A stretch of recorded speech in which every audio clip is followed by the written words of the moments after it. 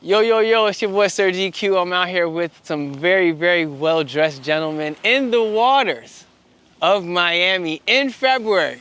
Only Floridians could do such a thing. And we out here really barefoot and all. You know, I got my toes out thanks to these gentlemen. They came prepared, and I'm sure you want to know who they are and why are they so prepared. Today I have with me none other than Liquid Dinosaurs. Y'all give it up, Liquid Dinosaurs. Give it up. That's right. We're here. Thank you for the warm welcome. Shout outs to my guy Yite on the films, on the production as well this time around. Shout out to him. Good guy, man. Y'all tapping in with him as well. But please, gentlemen, nice to see ya. Thank you for having ROC us. once again. Yes, Pleasure meeting you for the first time. Yes, sir. Liquid Dinosaurs. Tell me, please, what would y'all label Liquid Dinosaurs as a genre? What genre? Can I answer this one? Go ahead, man. Go ahead. I would like to, just because a bubble would be too small to encapsulate us, but if there was an umbrella term, I would say Afro-Caribbean futurism. Afro-Caribbean futurism. Afro-Caribbean futurism. Okay, I didn't have that in mind. Yeah. So, and I know your artist name is Index. Yes, sir. And the artist named ROC Chamberlin. Yes, sir. Yeah. So what genres would you say define Index? Afro-Caribbean. Nah, I started off, you know, just big into hip hop. I was always listening to Nas, J. Cole, so a more conscious level of rap. And then I started listening to Gunna. You know, then we started getting real slatty. And before we knew it, we was rocking a lot of reggaeton, dembow, electric. That's just something we always wanted to do. And now we doing it. Big. What about you? ROC, what genres define you? I would say hip hop and just dance music in general as an umbrella term, just because it's simpler to say that. You're doing a lot of umbrella talk, right? Yeah. It's just because it's just like I just love making all types of music as a producer. Like I think especially with Liquid Dinosaurs, in terms of production, it was like a scapegoat for me because I was making so much rap music that I was like, damn, I love rapping, but just making sometimes a similar beat, BPM, can get a little exhausting. And like my ideas at least will hit, there's like a wall at one point. So the best thing for me was just I was already making other genres, but I was like, damn, this would be cool to exercise all these other genres that I like making, plus like give myself a breath of fresh air in terms of creation as far as a producer. And obviously me and Dex have wanted to have a duo from the very beginning on a rapping standpoint, so yeah. So in the beginning of Liquid Dinosaurs is what, 2023, 2022? Really the end of 21, but yeah, 2022. Okay, and now we have a new project. Synchronicity. Yeah. Synchronicity hasn't dropped yet. No. I have had the pleasure of hearing it. Thank you for that pleasure. Man. I love the project. Thank you. My kids love the project. They dancing. It's a go. It's a goodie for sure. I don't understand all of it. Yeah. You know, and some of it's in Spanish, some of it's definitely mixed up. But there's so many different genres on there. I feel that's why I had to start it off with that. First track out the gate, Do Smiley. Oh well, so there's some with this untitled project that has been getting shared around. Yeah. That's kind of like, we actually have like 3 different versions. Oh, okay. So I can feel free to jump around no different tracks. You can jump around. Oh man, this is great. This is not a solidified. So our first release though. Yeah, there's some of those songs. Sometimes I just add songs like when I make them like a beat, just so that way like everybody knows that something's got added. Like Dex, like instead of just sending it to them directly, I'll just upload it on the untitled because it's just easier for like me because I'm gonna listen to it there and for everybody. So there's some beats on there that need to be rapped on. Yeah. There's some songs on there that are probably gonna.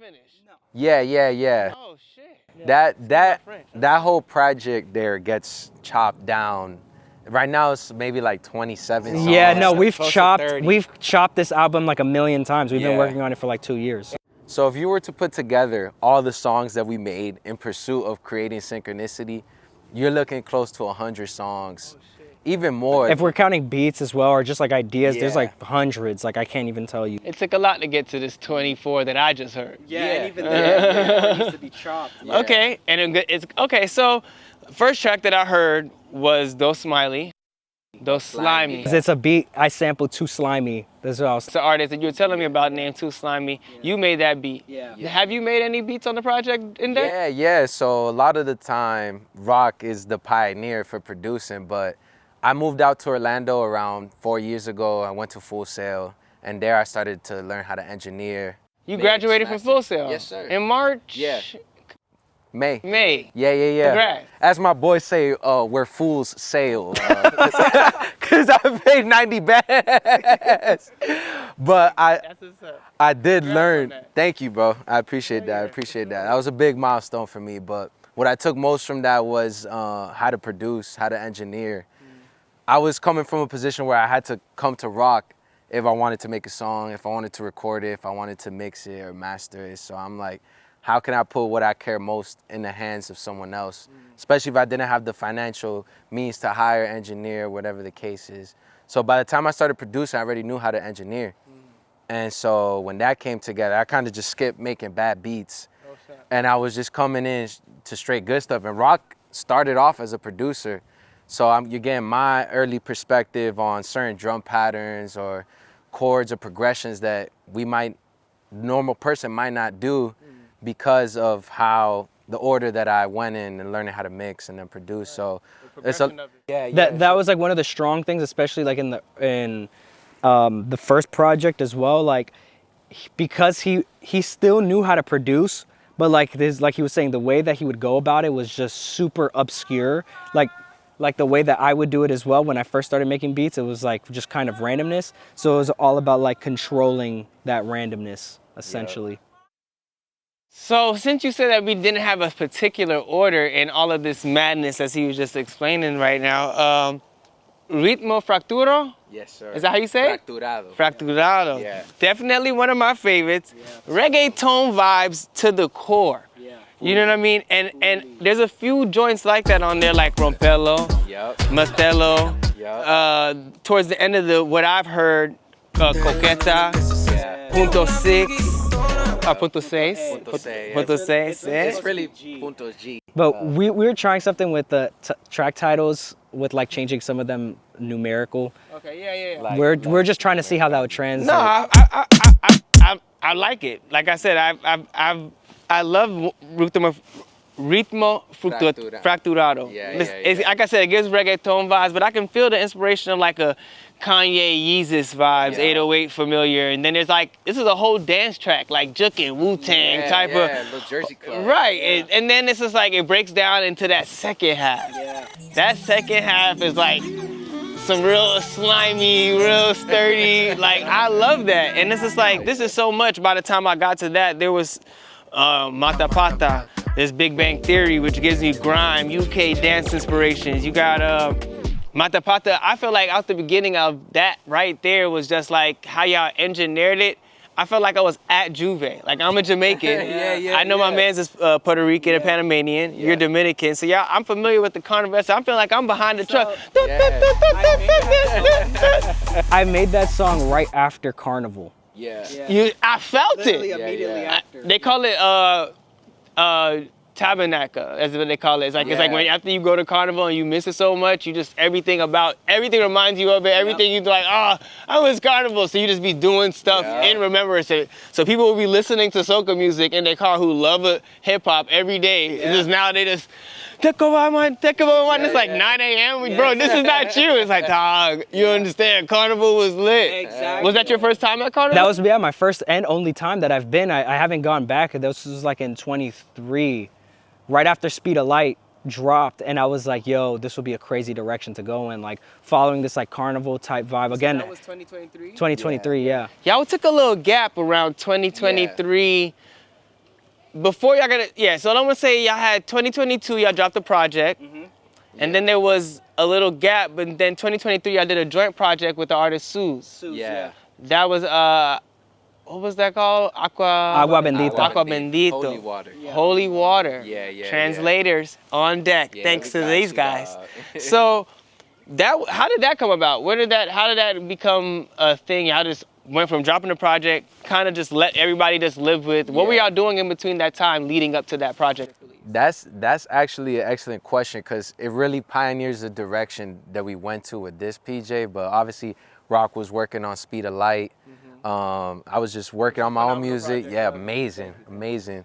Discovering my own sound, and we knew we needed to give some time for everything to breathe, not just dropping everything and it going underappreciated or not seen by the public. So we was just giving it time to breathe. And Rock went to college with Suze. Yeah, we had a piano class together. Yeah, so we had already talked about working together, and this was like coming up 3 points time, plus again, like this was Carnival, and I was already starting to make more reggaeton beats, because I was like, I'm Puerto Rican, obviously this is like default gonna happen at one point in time.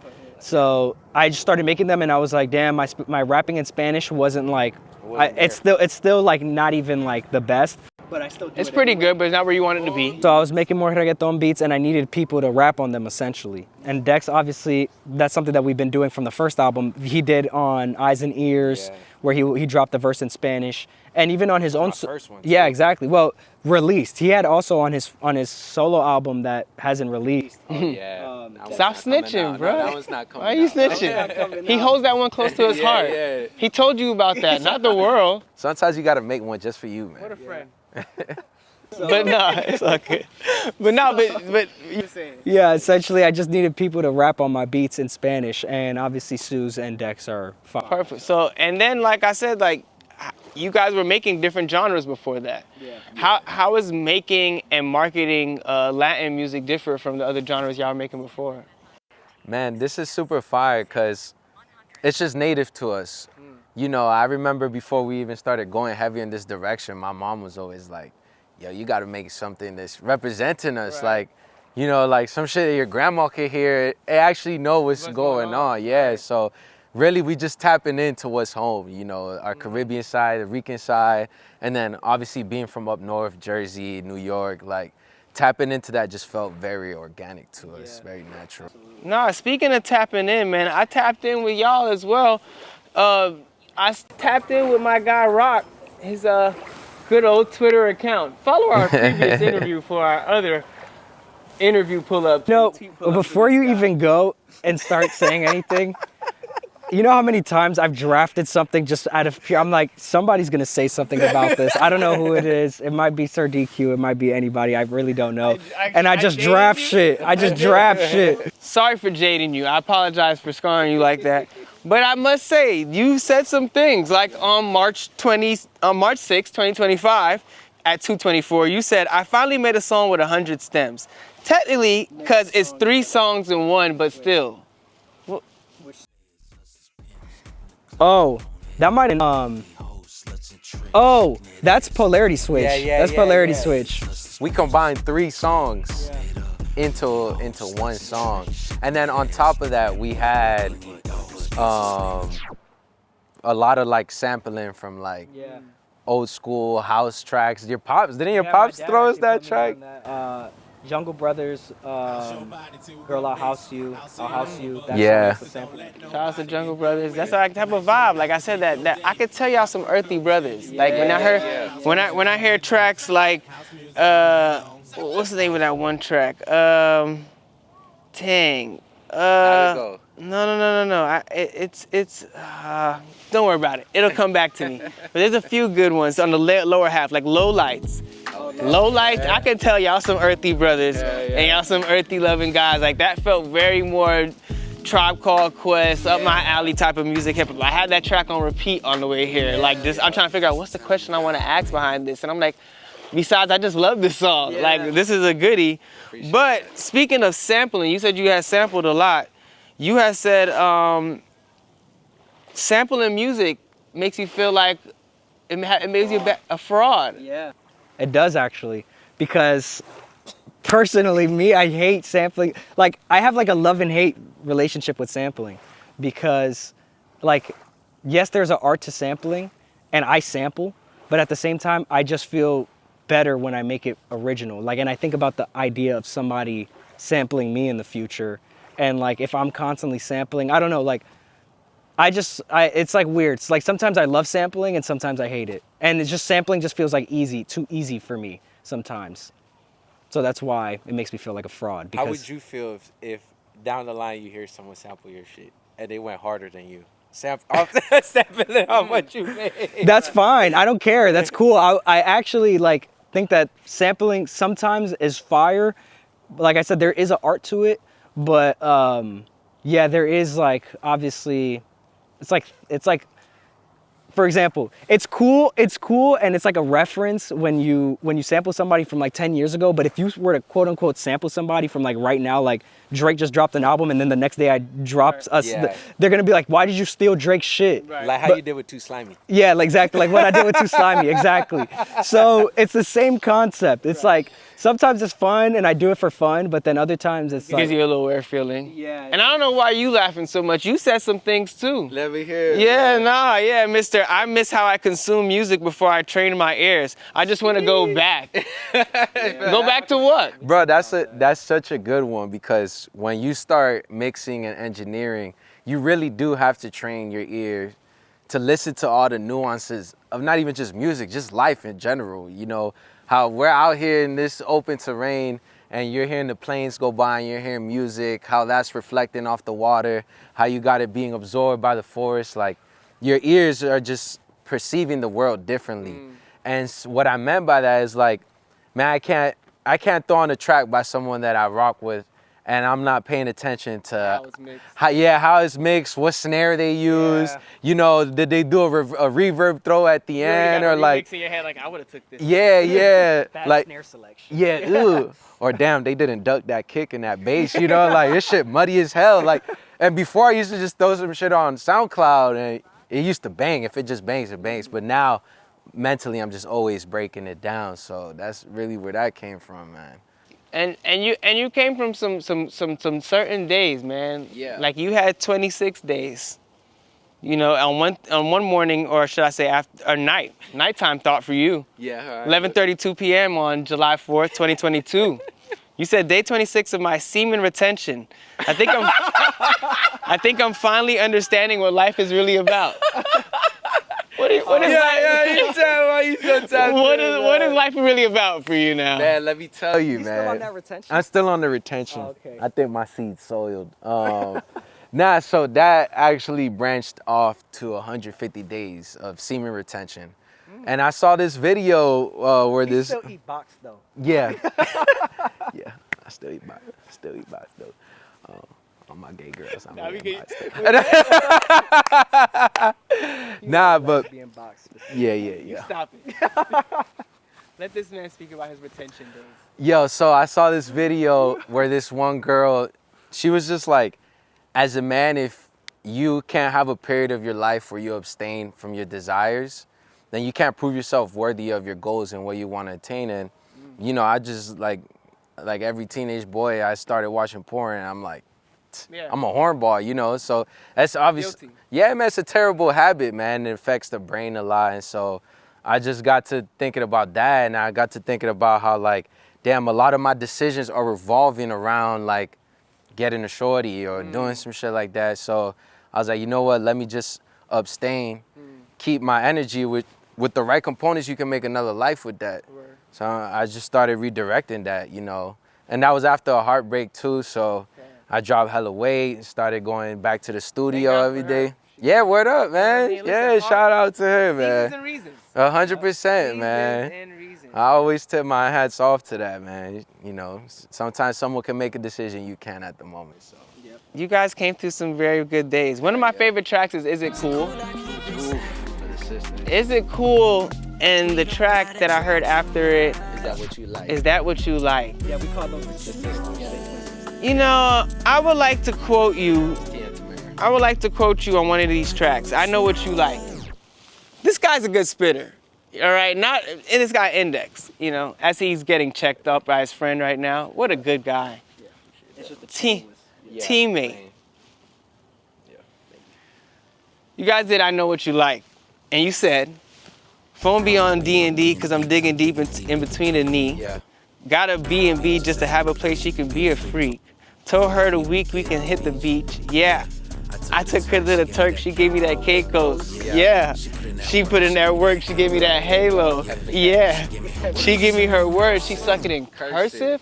I ain't never had that before. I want to know what that's about. Yeah, so essentially, if she's sucking it in cursive, that just means you got some curve to your bones. So,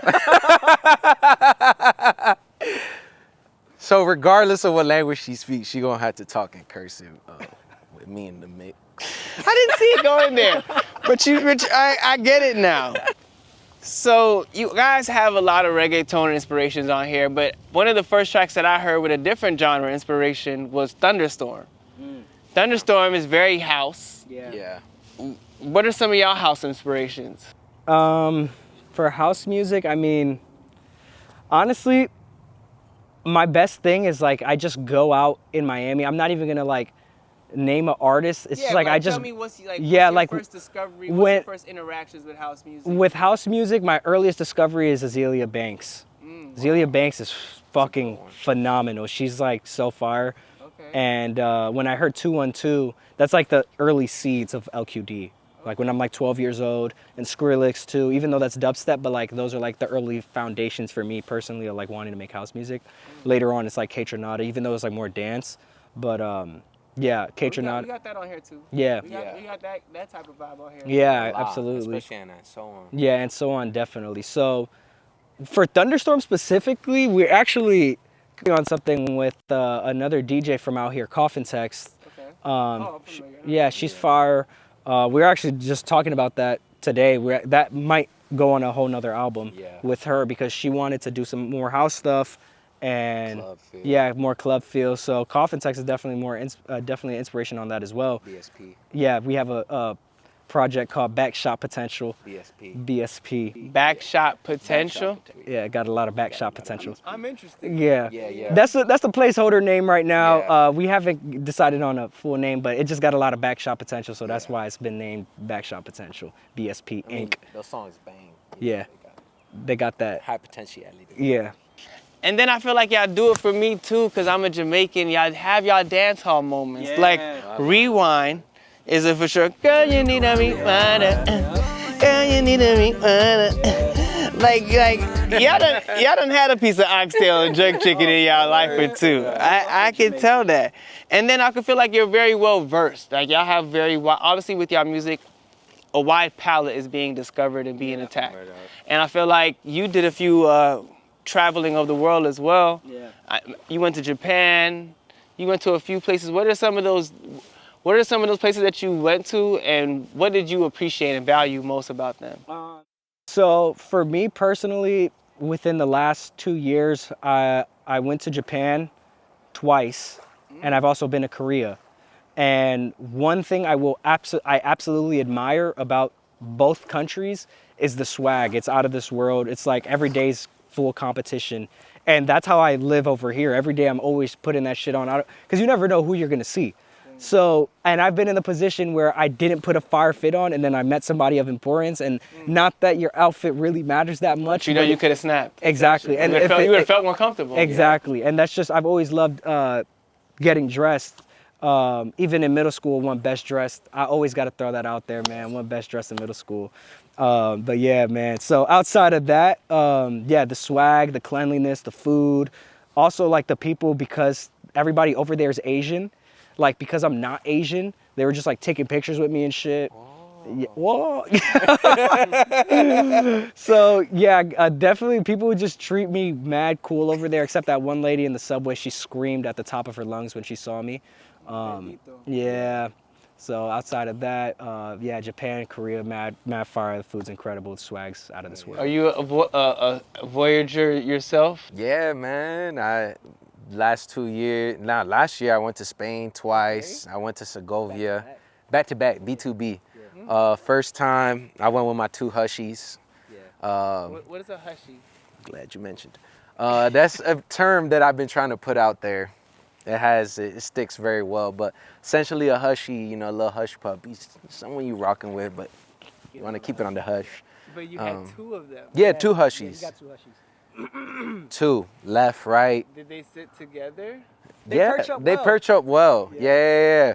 We went to Menorca, and you know, I'm walking down the beach, right hand one cheek, left hand other cheek, just walking into the water. I felt like a king, man. Yeah. They was All on retention. All on retention, still. Still holding it. Okay. Yeah, the retention was to train for that moment. Oh. Yeah, That's when yeah. the retention was Release, yeah, Okay. yeah. Oh. Okay. Sensible time. Yeah. Perfect timing, I would say. You know, but yeah, I went to Guatemala too. I just came back last week. Yeah, the hat. I went to, shout out to Guatemala. Shout out to Guatemala. The belt, you had a fire belt on too. You said that's from Guatemala? Guatemalan drip. Climbed a mountain. Volcano, yeah. Climbed a mountain to get to a volcano. It was super fire, yeah. And then I got another one of my favorite tracks, Amnesia. Just shows how y'all have the capability and taste to make more than just, like I said, your typical artists out here. You know what I mean? Like, it resembles more of like the older what I should have known. Like when I heard On the Frequency and like what's the other track? Function Junction. Yeah. Like those tracks came, y'all did the project, y'all took that little time away. I can see that, like, congrats, 3 points. Yeah. Recent congrats on Rolling Loud. Yeah. You know what I mean? Like, Inshallah. yeah, like Liquid Dinosaurs is really, really, really, really moving. And you said on October 29, 2023 at 6:08 p.m., you said Liquid Dinosaurs has opened up so many doors for us, it's cray. Yeah, it's true because, bro, it's actually fucked up how many doors it's opened because growing up, we just made rap music. Yeah. And like a lot of people sometimes would be like, oh, like what made you do other genres? Well, outside of the fact that I was gonna do it anyway, is the fact that it just gets us booked more for some reason, like at least in this city. It has more compatibility to the people. Yeah. Like rap music, I love making rap music. That's like my first love. That's the reason why I started making music in the first place. Shit dead now, man. But in terms of like what's actually gotten us booked, essentially it's just what gets us booked more. For better or for worse, I find that I honestly don't care. That's the reason why I made it, just to have other options. Like we're going to Atlanta off of Liquid Dinosaurs, you know. Friday. This Friday. So like, I don't know, a lot of opportunities have definitely arisen from the fact that we make different music, and it's also opened the doors for a bigger audience to, like, it's like a gateway drug into like all of more. Exactly, yeah. So yeah. Deeper down the Older and younger audience too. Yeah, exactly. More relatable. You said on Circuit Dreams, I don't even rap no more, I be streaming. I be streaming my thoughts, got me feeling like Fusi. Yep. Yeah, why is that? Because it's just like rapping is just like a stream of thought and just creating, and also like at that time I was doing a lot of journaling as well, which is just like a stream of thought. So it was just like a play on that as well. And like I said, you just mentioned it very much well, like that rap opened up at so many doors. Yeah. You know what I mean? And I'm sure streaming's opening up doors that rap hasn't. Yeah, exactly. You know what I mean? So that's another thing. Do you stream? Nah. We don't really stream. That was more of a bar, like in terms of like stream of thought. Fusi is a streamer. Yeah. Well, you know, you're an interesting guy, Dex, How come, man? because I like that you had the Time For You track. I felt like that was almost like a solo track for you. That right was there. a big one for me, man. That you're a lover boy. Yeah, most definitely. And you a lover boy too. Yeah. You said on Contento, little baby, what's up? I told you my favorite meal, breakfast, dinner, and lunch. And how could I forget dessert? Cause you sweet as it comes. Yep. Sweet ass. Sick. Sweet guy.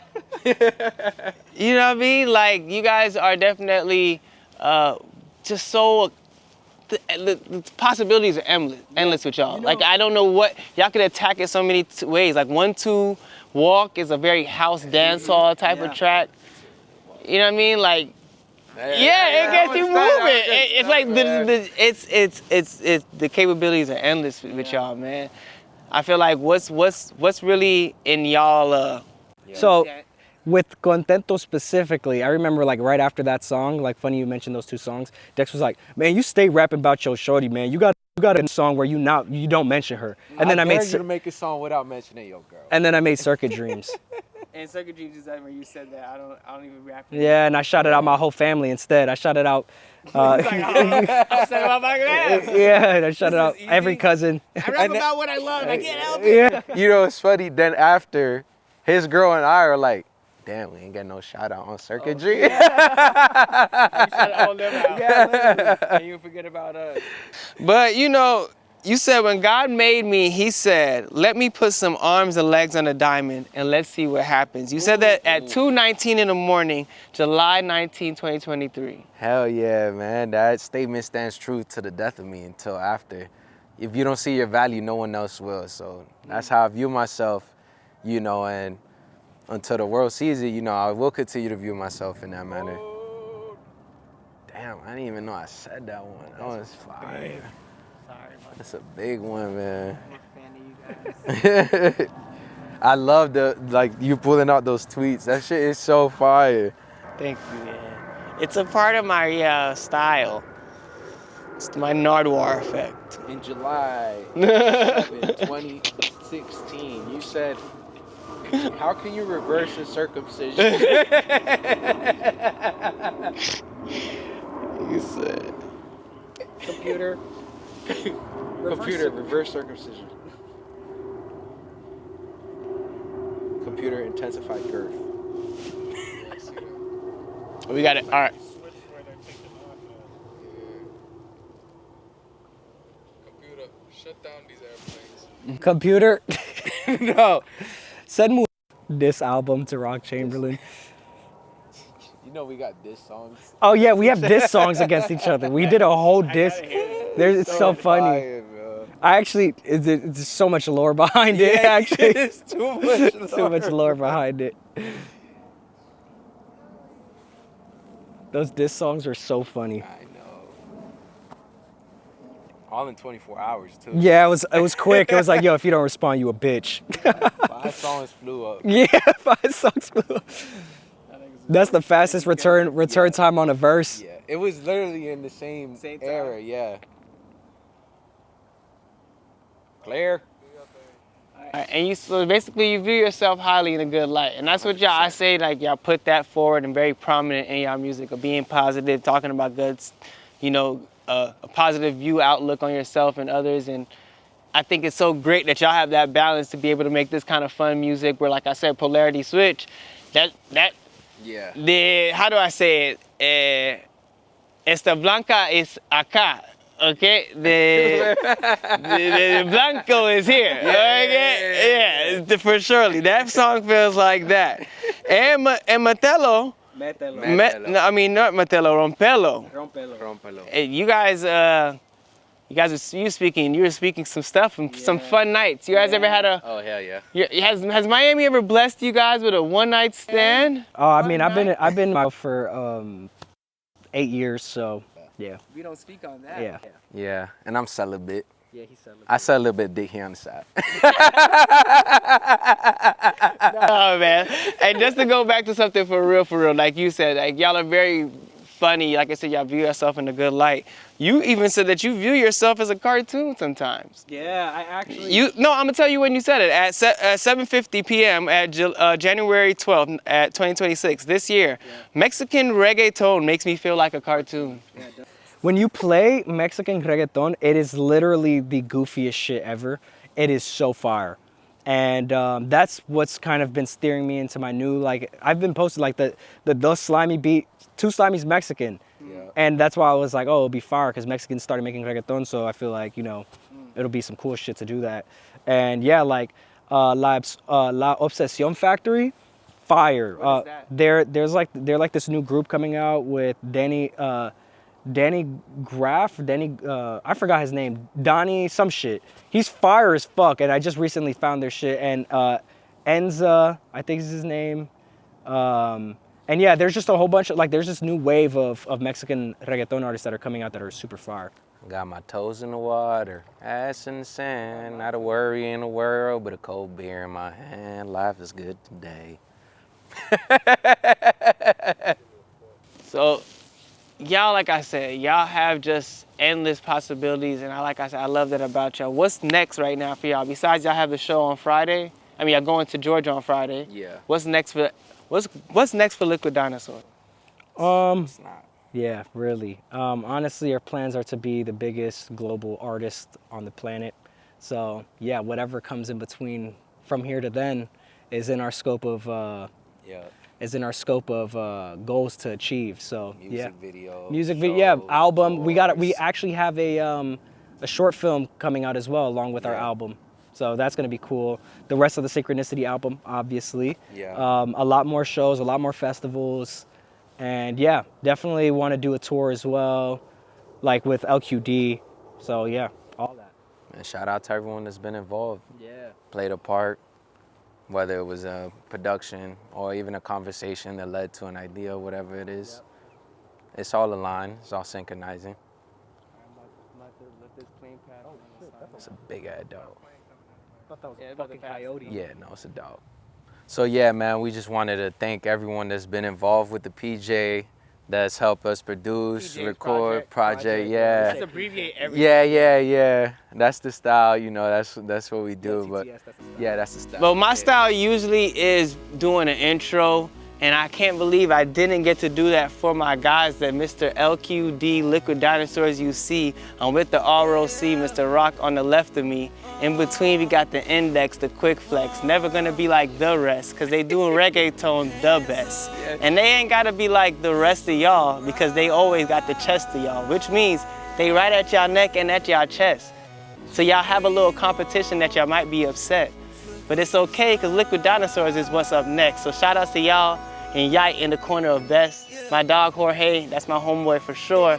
Sir DQ signing out, yo, Liquid Dinosaurs, yo. Roar!